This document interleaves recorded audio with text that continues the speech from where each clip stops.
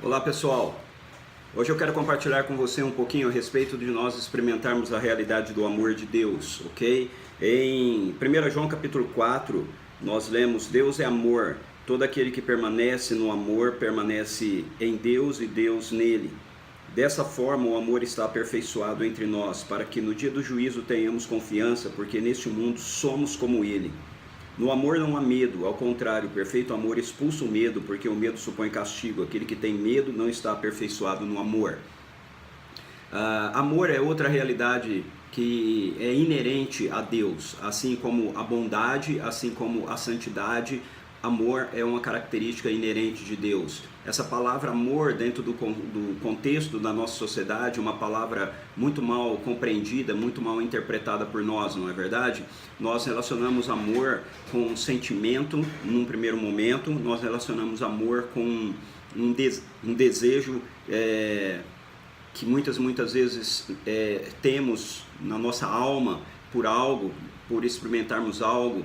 Isso tem alguns elementos relacionados ao amor, mas não estão diretamente ligados ao que a Bíblia chama de amor no que diz respeito à pessoa de Deus.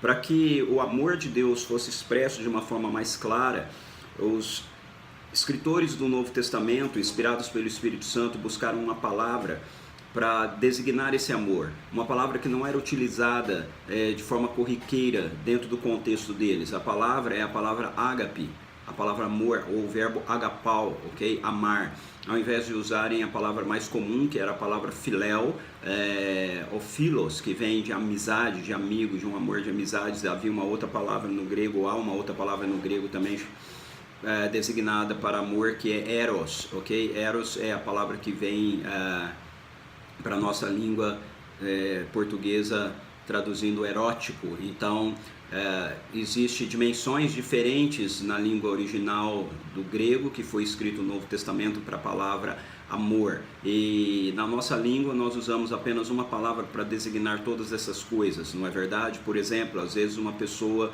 que vai ter um relacionamento sexual com alguém diz assim: nós vamos fazer amor. Essa expressão diz respeito a um amor eros, amor erótico, ao amor que está relacionado ao contato físico, ao sentimento físico, à experiência física.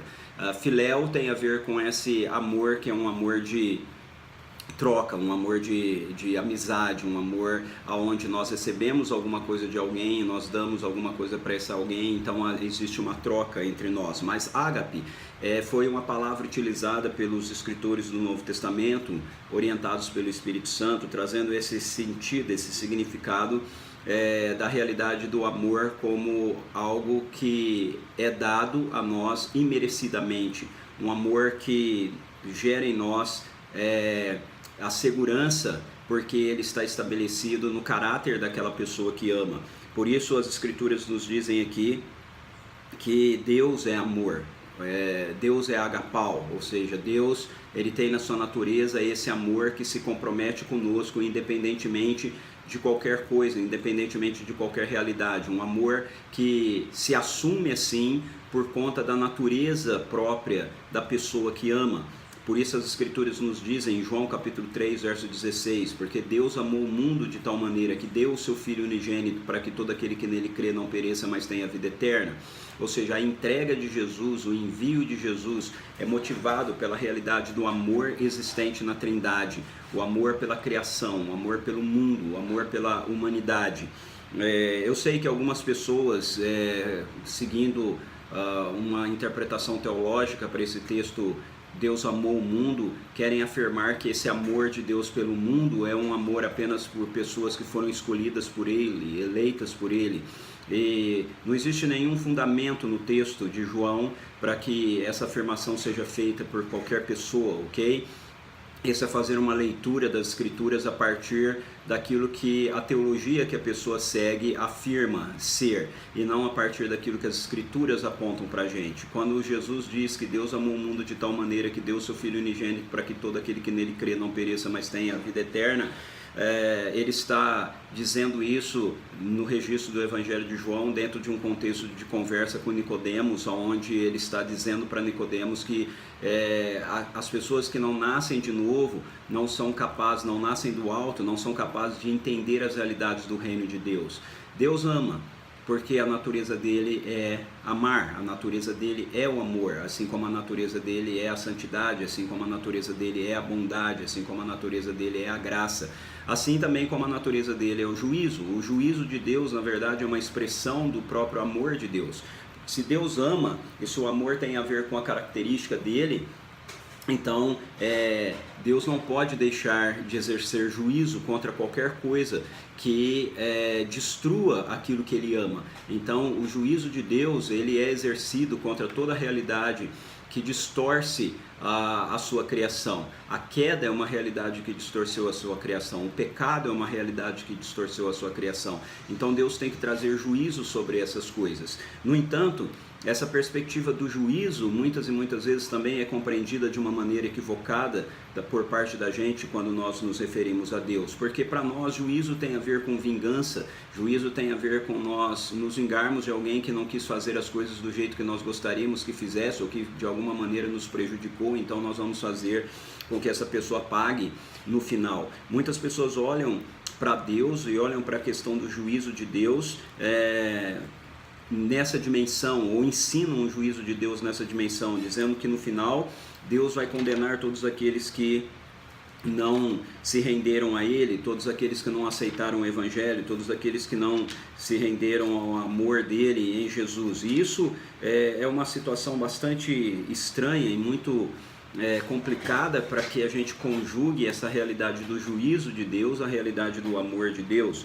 Se o juízo de Deus tem a ver com uma vingança de Deus no final, porque as pessoas não aceitaram a Jesus, então nós estamos numa situação bastante complicada, porque Deus seria um ser vingativo. Mas veja, o juízo de Deus não tem a ver com essa expressão de vingança. O juízo de Deus tem a ver com a expressão da manifestação do seu amor contra tudo aquilo que destrói o amor dele que nos é oferecido, ok? O próprio juízo de Deus em relação à humanidade no final não é uma vingança, mas é uma mera consequência em relação àquilo que nós já experimentamos. Gênesis capítulo 2, Deus diz à humanidade, representada em Adão e Eva, que nós não deveríamos comer do fruto do conhecimento do bem e do mal, porque se comêssemos haveria uma consequência de juízo sobre essa atitude, sobre essa rebelião da parte da gente. A nossa rebelião traria sobre nós um juízo como consequência dessa rebelião, que é a morte. E é exatamente isso que acontece.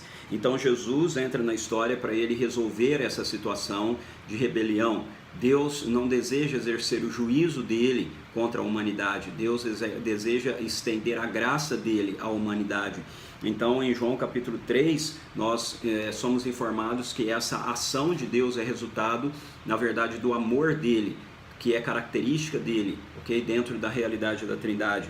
Então, João capítulo 3, verso 16, nos diz: porque Deus tanto amou o mundo que o deu o seu Filho unigênito, para que todo que nele crer não pereça, mas tenha a vida eterna. Então veja, a nossa situação por causa da queda é que nós vamos perecer, e a ação de Deus em relação a isso não foi ficar sem intervir em nosso favor para que a gente não pereça. Então, por um ato de amor dele, ele nos oferece Jesus como a solução para que a gente não pereça. E o texto continua, geralmente a gente vê só o verso 16, mas eu quero ver com você o verso 17 e o verso 18 também. Diz assim: pois Deus enviou o seu Filho ao mundo não para condenar o mundo, mas para que este fosse salvo por meio dele. Então veja, a intenção de Deus através de Jesus não é a condenação, a intenção de Deus através de Jesus é a salvação. Ele quer que o mundo seja salvo através de Jesus, ele não quer que o mundo seja condenado através de Jesus. Se Deus quisesse que o mundo fosse condenado, ele simplesmente não precisaria enviar Jesus, ele simplesmente não precisaria entrar na nossa história, encarnar, pronto, nós já estávamos condenados. A condenação aconteceu na queda, ok? Para isso ficar mais claro ainda, o verso 18 diz assim: quem nele crê não é condenado. Mas quem não crê já está condenado por não crer no nome do Filho unigênito de Deus. Este é o julgamento. A luz veio ao mundo, mas os homens amaram as trevas e não a luz, porque as suas obras eram más. Então veja, o julgamento de Deus nada mais é do que uma consequência natural daquilo que o próprio ser humano já está vivendo.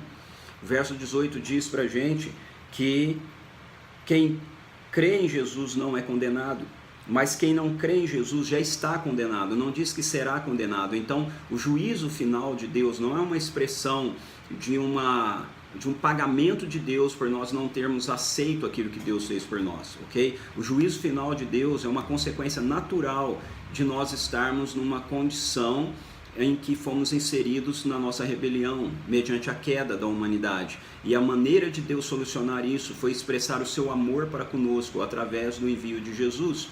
Jesus é a expressão máxima do amor de Deus. Então, quando nós aceitamos a Jesus, quando nós nos rendemos ao seu governo amoroso, quando nós passamos a nos relacionar com Ele, quando nós nos submetemos novamente, mediante a sua graça, ao amor dele por nós, João nos diz no versículo 17 do capítulo 4 da sua epístola que eu li, porque neste mundo nós somos como ele. Então, quando nós experimentamos o Evangelho, quando o Evangelho nos alcança, neste mundo nós passamos a ser como Jesus é. E como Jesus é? Jesus é plenamente aceitável a Deus. Jesus é plenamente tomado pela vida de Deus. Jesus é plenamente a expressão do amor de Deus. João diz, neste mundo nós somos como Ele. Ele não está falando aqui do futuro, ele não está falando aqui de que na eternidade nós seremos como Jesus, ele está falando que agora nós somos como Jesus. As realidades da vida de Jesus estão presentes na nossa vida, e uma dessas realidades é o amor. Portanto, o amor de Deus está em nós, e se o amor de Deus está em nós, então ele lança fora todo o medo da condenação, todo o medo do juízo. Por quê? Porque Jesus não é condenado, nós não somos condenados. Porque Jesus, ele é santo, nós somos santos. Porque Jesus é amado, nós somos amados. Então nós estamos seguros nessa realidade do amor de Deus por nós. E aqueles que não acolhem essa realidade do amor de Deus, eles, de acordo com João capítulo 3, que eu mostrei aqui, verso 18, eles já estão condenados. Não é que vai chegar no final e Deus vai então olhar para nós, ou olhar para essas pessoas e dizer assim, ei, você não aceitou o amor do meu filho, agora eu vou condenar você ao inferno. Não. Ele vai, e na minha opinião, ele vai fazer isso chorando, Jesus vai fazer isso chorando, ele vai dizer, ei, eu fui a oferta do meu Pai para resolver a questão da sua rebelião, para tirar você da realidade do juízo, para que você foi introduzido pela queda. Eu sou a solução do meu Pai para você e você não aceitou a solução. Eu fui a salvação e você não aceitou a salvação. Eu fui a entrega do meu Pai, do amor do meu Pai por você, para que você saísse dessa realidade e você não quis. Então agora você vai permanecer nela por toda a eternidade. É uma consequência.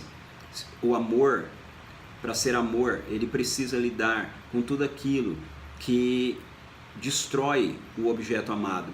Por isso Deus não pode tolerar o pecado, por isso Deus não pode tolerar a rebelião, porque o pecado destrói quem nós somos para Deus. Deus não nos criou para sermos pecadores, Deus não nos criou para sermos seres que se destroem, Deus não nos criou para miséria, para ruína, para enfermidade.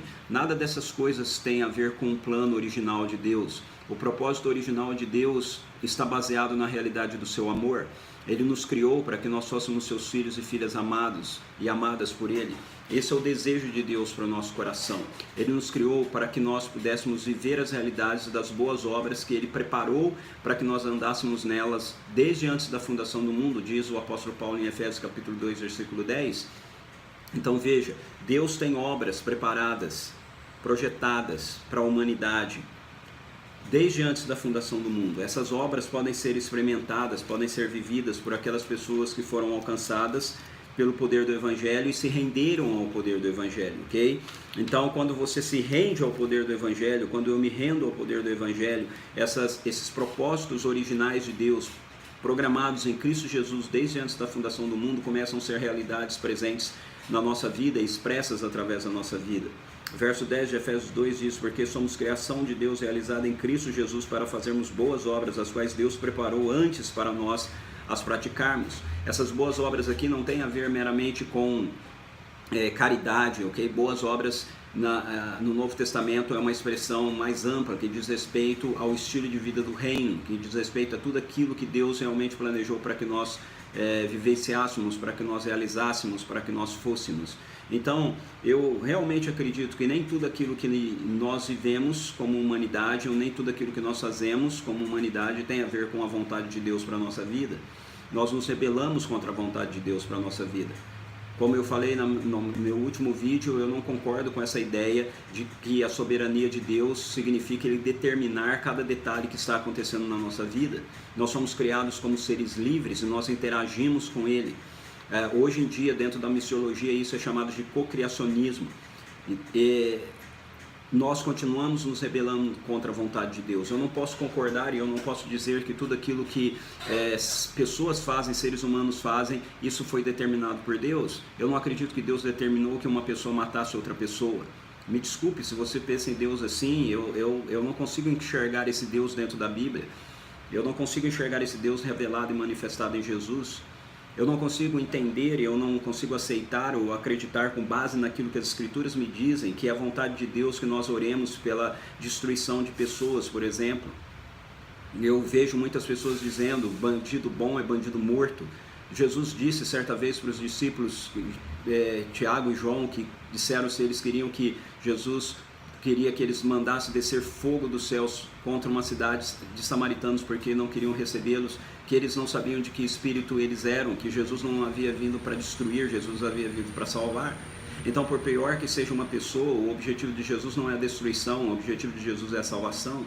E isso tem a ver com a expressão do amor de Deus. Então, que essa realidade do amor de Deus tome conta do seu coração. Se você é um seguidor de Jesus, se você é um discípulo de Jesus, você precisa entender que neste mundo você é como Ele é.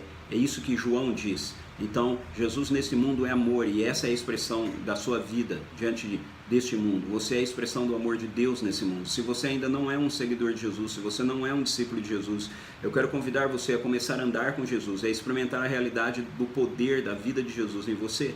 E quando nós experimentamos a realidade do poder da vida de Jesus em nós, então nós experimentamos toda a dimensão do amor de Deus e nós não temos medo, porque o verdadeiro amor lança fora o medo. Nós não temos medo de sermos julgados, nós não temos medo de juízo, porque o amor de Deus não veio para nos julgar, Jesus não veio para nos condenar, Jesus veio para nos salvar. Que Ele possa abençoar a sua vida no dia de hoje, ok? Deixe-me orar por você. Pai, em nome de Jesus, eu quero te agradecer pela realidade do teu amor. Que nós possamos experimentar esse amor de forma profunda e poderosa na nossa vida, e que nós possamos andar nesse mundo como Ele, Jesus, é. Que nós possamos ser nesse mundo como Jesus é, porque essa é a realidade do seu amor para conosco. Que o Senhor abençoe-nos e que o Senhor expresse a realidade desse seu amor através de nós, em nome de Jesus. Amém. Deus abençoe sua vida. Até o nosso próximo encontro.